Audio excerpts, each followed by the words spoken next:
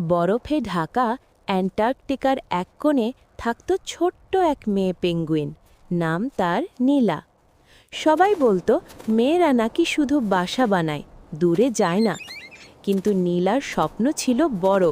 সে চাইতো পুরো বরফ রাজ্য ঘুরে দেখতে। একদিন হঠাৎ ভয়ানক তুষারঝড় শুরু হলো। ছোট ছোট পেঙ্গুইনরা পথ হারিয়ে ফেলল, বড়রাও দিশেহারা।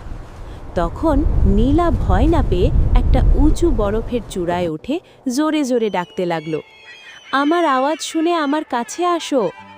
তার সাহসী ডাক শুনে একে একে সব ছোট পেঙ্গুইন তার কাছে জড়ো হলো। নীলা তাদের নিয়ে নিরাপদ গুহায় পৌঁছে দিল। ঝড় থামার পর সবাই বুঝল, হিরো হওয়ার জন্য বড় হওয়া লাগে না, সাহস আর হৃদয়টাই আসল শক্তি।